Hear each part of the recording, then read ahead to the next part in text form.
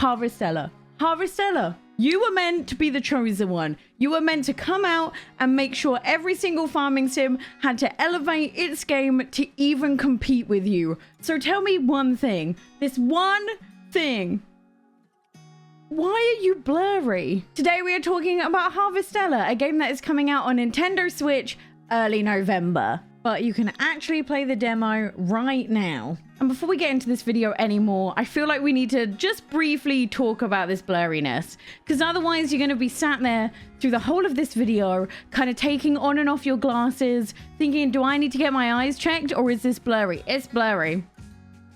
It's blurry.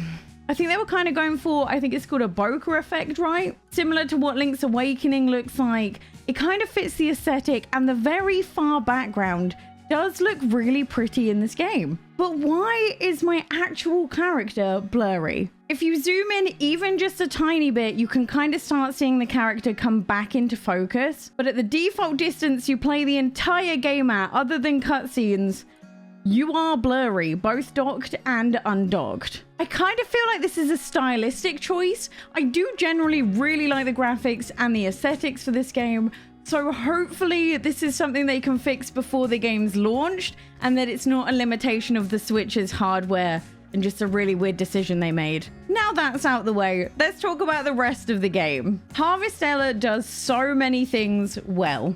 It's a mesh between an RPG and a farming sim in a way I'm surprised I haven't seen more games do before. But the question we're asking today is, does it do both of those well enough to warrant its £50 pricing? For reference, that is full Nintendo Switch price. So we're putting it up against the big Nintendo first-party games.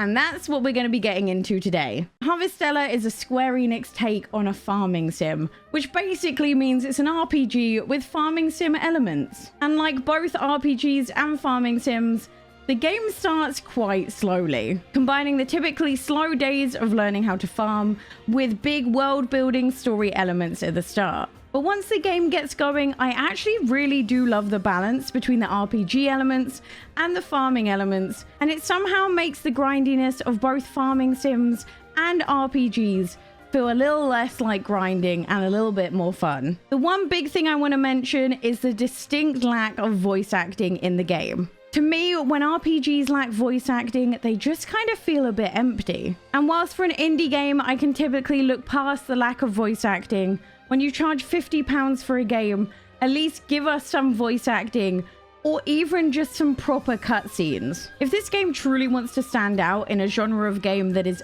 urging for more and has as much potential as farming sims, fully animated cutscenes to go along with a good story would have gone far. There's a distinct lack of farming sims in general that are made to a AAA game standard, and this could have been that. Although the story has no voice acting, it is something I very much enjoyed and got surprisingly into. You wake up in a small town in the middle of what they call quietus, or the season of death, caused by the giant crystals called seas lights that control the seasons. During quietus, villagers have remained indoors to protect themselves from the deadly dust, and crops can't grow during the season. From the villagers, you learn that the season of death is getting longer every year and they don't know why.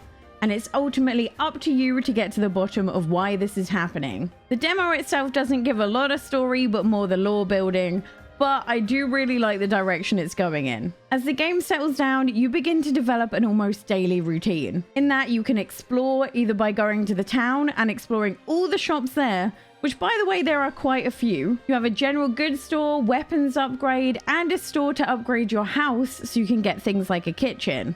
I love the idea of having a house in an RPG that you can upgrade and do things to. If you take a wander around the area, you can see room for plenty of upgrades and new features around both the land and the house. If you don't feel like going into town, you can also spend the day exploring the vast lands, either to do the story or just to grind up some levels or collect some resources. This brings me on to the combat, which is kind of awkward. Although I must admit, some of that might be user error because I am not the most skilled gamer on the planet. I think the awkwardness comes from a mix of there being no dodging mechanic, at least right at the start. Instead, you sprint, which already feels kind of awkward. And also the fact that even though you can lock on an enemy, It actually doesn't lock the camera onto the enemy, which I find a little bit odd because you also have to battle with the camera along with clicking all the buttons that you need to do to battle at the same time, and it just felt like a lot. One RPG element they brought into this game, however, is jobs, aka what kind of attacking you do.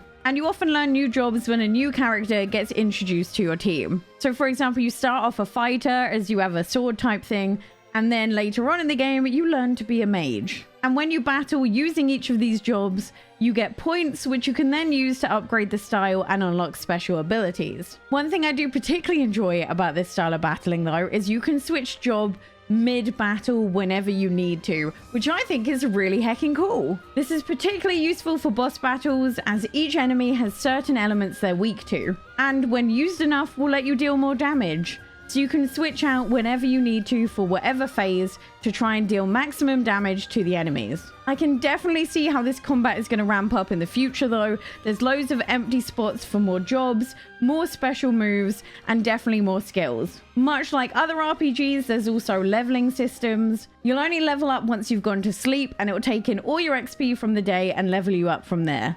This does, however, mean there is an element to grinding in this game. Like, for example, I raced to get to the boss battle near the end of this demo and found out I was massively underleveled and also personally underskilled at battling in this game. But it doesn't feel that bad because when you get bored of grinding to go fight the boss, you can also go farming and make meals so you're ready to heal for the boss battle.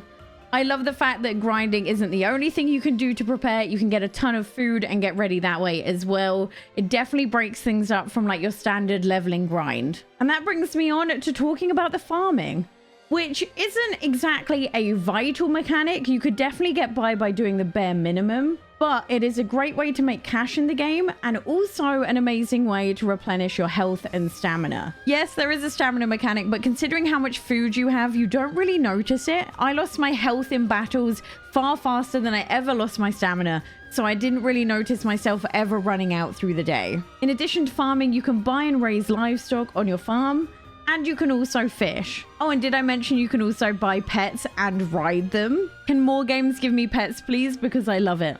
The one thing you feel like you're battling the most in this game is time. The days are so short. I'm used to games like Ooblets where you can just do what you want all day and still have time left in the evening. But in this game, not only are the days relatively fast, some things take time that no other game accounts for. Like, for example, traveling. That takes time in this game. Or crafting, which will also cost you resources and time. There is, however, a pretty good fast travel mechanic in this game. It lets you travel anywhere within the area without costing you any time whatsoever. And although they aren't super close together, each area you travel to has stairs or bridges you can make to make the next time you travel there much faster. I genuinely enjoyed playing this game. Other than the slight blurriness, the world does look really pretty and ran really well. The story was great, and I want to know more about the story and the game itself. And the farming and combat were fun, and I genuinely think they did a good job with mixing a story in with combat and farming. It all works together really well. It just lacks the polish I expected for a £50 game. Everything you do has a certain level of clumsiness to it.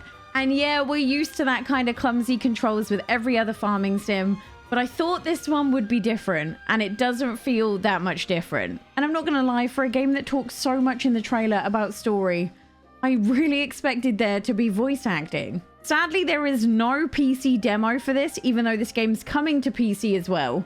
So I can't tell if the visuals are just a Switch issue or a style choice. Although I feel like it might be safe to assume that this might be something fixed on launch day. But my biggest issue with this game is its price mark. It's coming up against games like Xenoblade Chronicles, Zelda, those style games, and I'm not sure it holds up to that.